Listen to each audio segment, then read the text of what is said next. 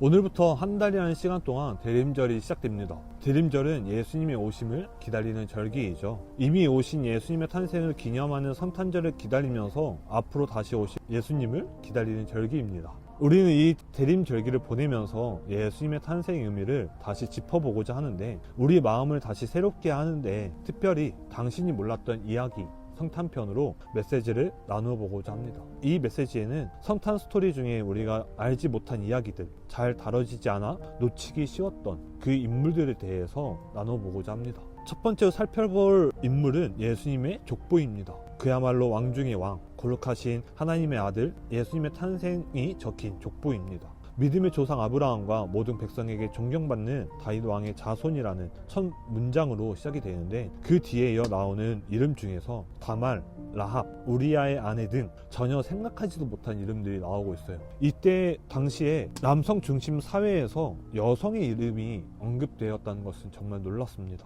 그 언급된 여인들의 사회적 타이틀과 그 삶을 더 들어보면 더 놀라울 것입니다. 이방 여인과 기생, 불륜의 대상이었던 이 여인들로 있는데, 이것을 상식은 뒤엎는 파격적인 일이었습니다. 도대체 복음의 저자인 마태는 이 이름들을 숨기지 않고 족보에 다 기록을 해 놓았을까요? 다른 이름들은 모두 남성의 이름인데 굳이 여성의 이름을 콕 집어서 이 이름들을 거론한 이유는 과연 무엇일까요? 하나님은 정말 지루하고 어려운 이야기 같아 보이는 그 족보 속에서도 엄청난 비밀, 중요한 힌트를 숨겨 놓았습니다. 지금부터 당신이 몰랐던 이야기, 이 여인들의 삶을 들여다보며 그 안에 담긴 메시지를 살펴봅시다. 다말이라고 하는 인물을 혹시 아시나요? 다말이라는 인물을 알고 있다면 어느 정도 성경 지식이 있는 사람입니다. 창세기 38장에 보면 정말 뜬금없이 유다와 다말의 이야기가 나오는데, 다말은 정말 상처가 많을 수밖에 없었던 기구한 삶을 산 여인이었습니다.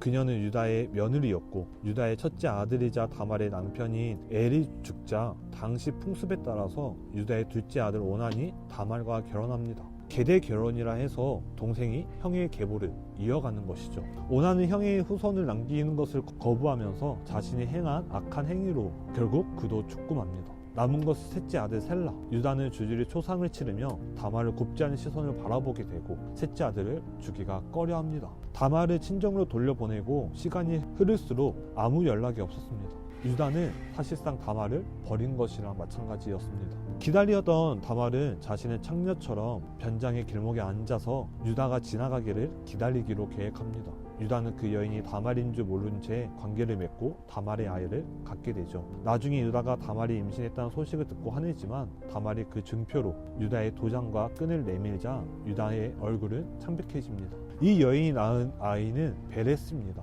놀랍게도 베레스도 예수님의 족보에 기록이 되죠. 여성이 아이를 낳지 못하면 생계와 신분이 위태롭고 그녀의 행동이 옳다고 할 수 없지만 과부이자 외면당한 그 여인으로서 절망적인 상황 속에서 자신의 생명을 지키고 가문의 계보를 지킬 수 있었던 최선이었습니다. 다말은 자신의 잘못이 아닌데도 굽지 않은 시선을 받아야만 했고 버림을 받아야만 했습니다. 그러나 하나님은 그녀를 버리지 않으시고 상처 많고 사연 많은 그녀를 끌어안으시면서 그녀를 통해 구속의 씨앗을 심으셨습니다. 두 번째 여인은 라합입니다. 라합은 여호수아 2장에서 여리고성 정탐할 때 등장했던 인물인데, 이스라엘 백성이 이집트에 나와서 하나님이 약속하신 땅에 들어갈 때 가장 먼저 여리고성을 함락해야만 했는데, 당시 지도자였던 여호수아는 여리고에 정탐꾼을 보내면서 정탐꾼이 머문 곳이 기생 라합의 집이었습니다. 라합은 단순한 여인이 아니라 하나님에 대한 믿음을 가진 여인이었죠. 라합의 믿음의 고백이 하나님의 마음을 감동케 했을까요? 그녀는 정탐꾼을 숨겨주고 자신과 가족의 구원을 얻을 뿐만 아니라 예수님의 계보에 오르는 영광을 얻게 됩니다. 라합은 이방인의 기생의 여인으로 세겹이 되는 두터운 사회적 약점을 가진 사람인데 믿음 하나로 역사를 바꾸게 됩니다.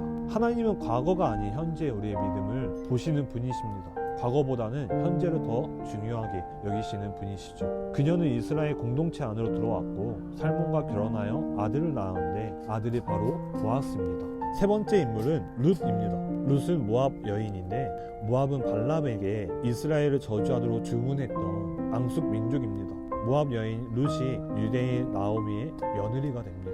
그러나 결혼은 얼마 되지 않아서 남편이 죽고 시어머니는 베들레헴으로 돌아가려고 하자 룻에게 너도 네 고향으로 돌아가라 라고 말합니다. 그러나 룻의 고백과 결단으로 인생이 바뀌게 됩니다. 그녀는 끝까지 시어머니를 쫓아서 베들레헴이라는 낯선 땅에 가나안 여인을 이삭에게 주고 어머니를 지극정성으로 보양하다가 보디발의 주인이었던 보아스와 결혼하여 아들을 낳게 됐는데 그 아들이 다윗의 할아버지입니다. 룻은 그렇게 고향도 현실의 안정도 포기하고 시어머니를 쫓아 하나님의 백성이 되는 길을 택했다는 것이죠. 그런 그녀의 결단을 하나님께서 기쁘게 받으시고 자기 백성으로 삼으시고 또한 예수 그리스도의 족보에 오르는 영광을 주셨습니다. 룻은 보아스에게서 다윗의 할아버지인 오벳을 낳고 오벳은 이새를 낳고 이새는 다윗 왕을 낳습니다. 다윗 왕 다음으로 그 계보를 누가 이끌까요? 여기서 한 여인의 이름이 등장합니다.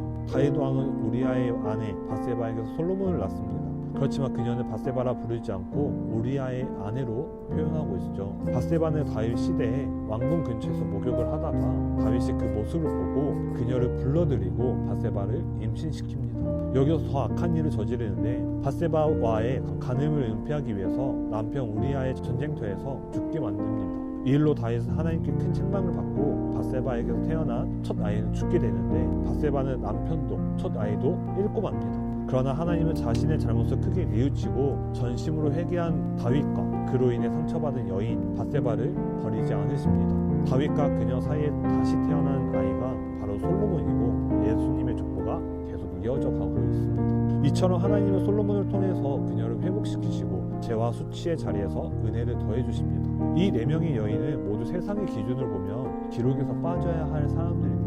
하지만 하나님은 그들을 제외시키지 않고 그들을 통해 예수님의 계보가 계속 이어갈 수 있도록 만들어 주셨습니다. 예수님께서 이 땅에 오심은 완벽한 사람들 위한 것이 아니라 상처로 깨어진 우리 모두를 위한 것입니다. 예수님의 탄생은 과거가 어떠하든 누구든지 믿음으로 하나님의 구원 역사에 참여할 수 있음을 보여주고 있죠. 하나님의 나라는 남자든 여자든 유대인이든 이방인이든 깨끗하든 상처 입든 누구에게나 열려 있습니다. 예수님의 계보는 단지 예수님의 혈통을 설명하기 위한 리스트가 아닌 복음 그 자체이며 우리를 초대하는 하나님의 선언입니다. 하나님 나라에서 네가 누구든지 상관없다. 네 이름도 하나님 나라를 이어가는 예수님의 계보에 기록될 수 있다. 라는 하나님의 초대장입니다. 예수님의 오심을 기다리는 이 시간 여러분들의 삶은 어떤 모습인가요? 난 너무 부족해. 내 과거를 안다면 어느 누구도 나를 좋아하지 않을 거야. 나는 평범해. 하나님께 쓰임받는 사람은 완벽한 사람일 거야. 예수님의 계보는 하나님은 너도 쓸 수 있어 라고 말하고 있습니다. 하나님은 흠 없는 사람을 찾지 않고 상처를 입었지만 하나님을 붙드는 사람을 찾으십니다. 족보 속의 인물들이 보여주듯 우리도 누구나 복음의 연결고리가 될 수가 있습니다. 여러분들에게 묻고 싶습니다. 여러분들 삶 속에 혹시 다말, 라합, 룻, 바세바와 같은 아픔과 상처가 있진 않으신가요? 그 아픔과 상처까지도 주님 앞에 내어드리길 소망합니다. 그리고 이렇게 고백하며 메시지를 마치려고 합니다. 나도 복음의 계보를 이어갈 사람입니다.